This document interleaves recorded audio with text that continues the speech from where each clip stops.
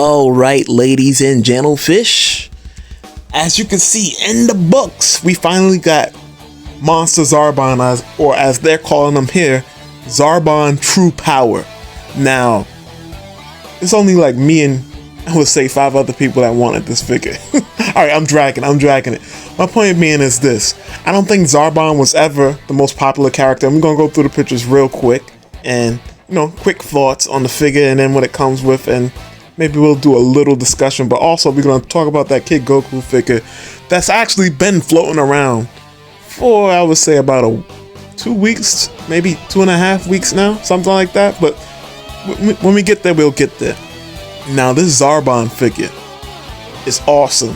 Now, the one-off characters, we always know that Tamashii knocks them out of the park. Now, initially, when I saw it, I was like, yo, this guy is humongous. Pause if needed. But this guy is huge.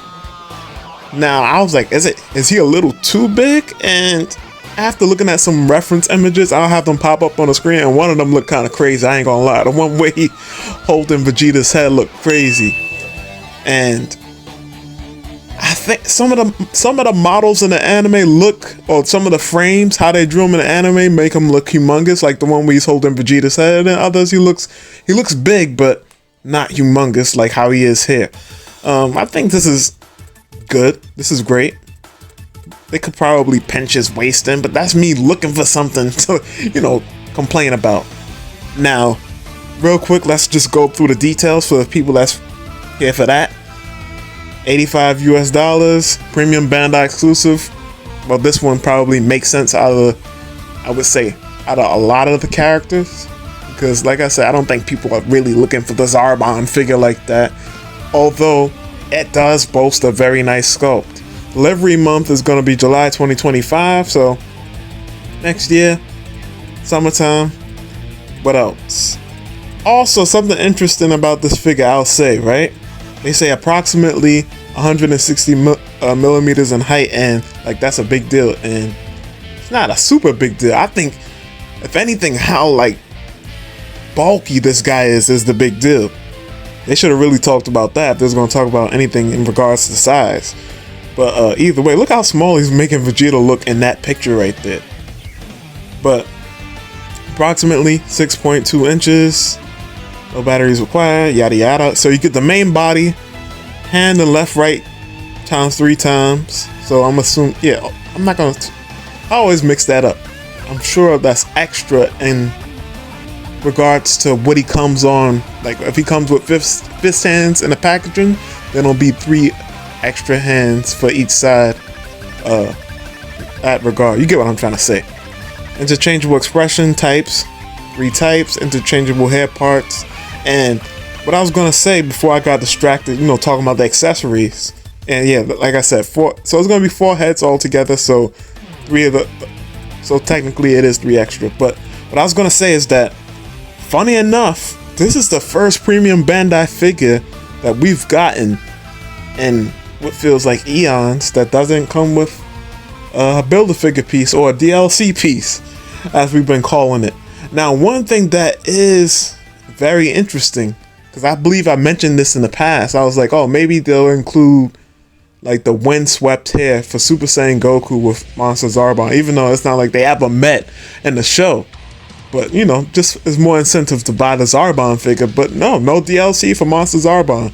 I guess they figure there's enough plastic as it is in the packaging with this humongous figure.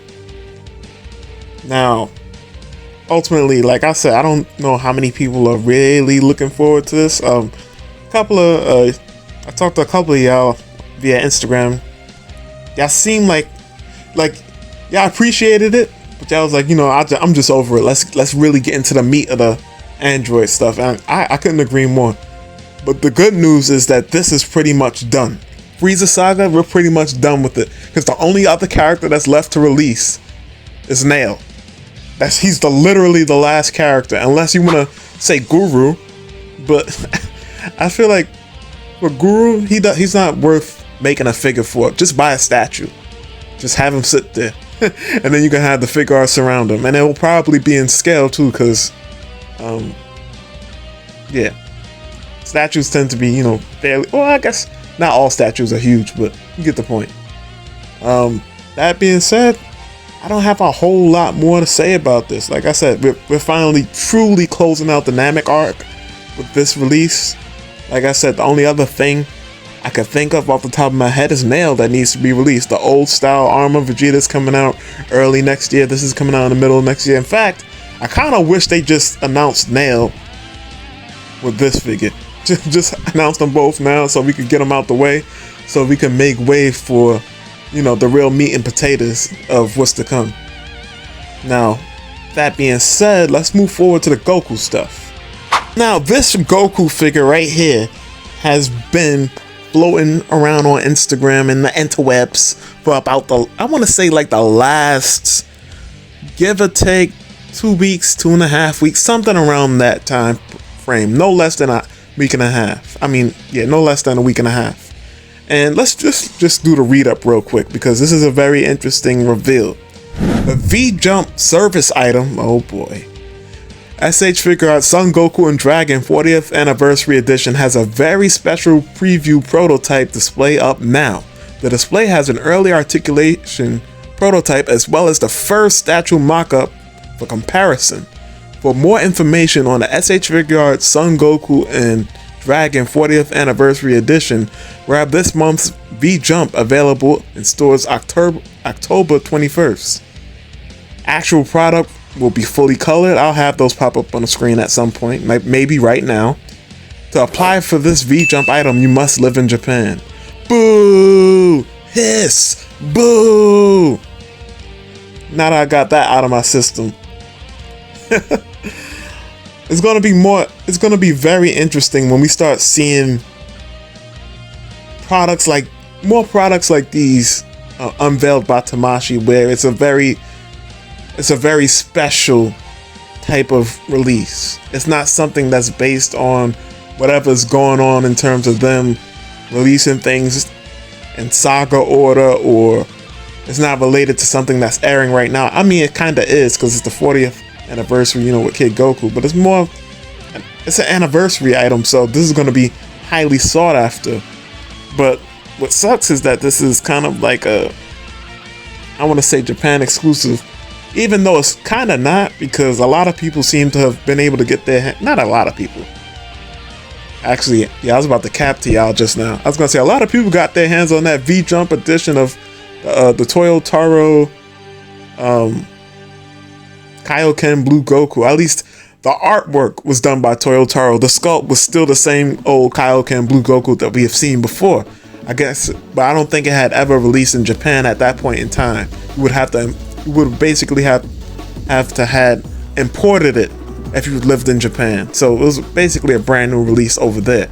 Now this, I'm assuming that places and sites like Hobby Genki will get their hands on this and you'll be able to buy it that way. This is a really cool release. It's rare that we ever get to see, for example, like the original mock-up, something like that. The fact that Tamashii even bothered to show that is very interesting. Usually, if they're showing us a prototype, first of all, it's fully in color, but second of all, we don't get to see the original mock-up. So that is pretty cool. I kind of wish I had waited till the 21st to cover this, because I'm probably going to have to end up making another video in terms of, you know, information if you want to buy this thing.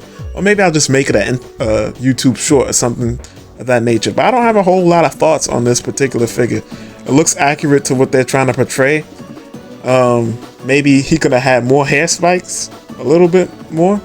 But that's not a big deal. That's just me looking for something, you know, to complain about. Other than that, this is definitely gonna be a chase figure, because I can already see this, since it's an anniversary product.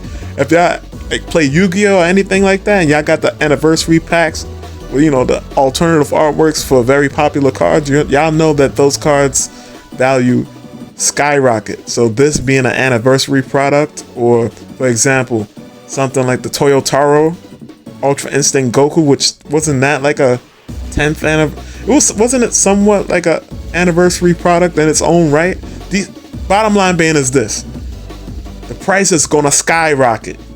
It's gonna shoot through the moon. So if this is something that you're on the fence about, maybe cop one. See if and then you get it. You can take it out the box. See if you want it. If you don't want it, put it back in the box and resell it. People do that all the time. But with that being said, as more information comes out about this Goku, I'll keep y'all updated. And until next time, peace.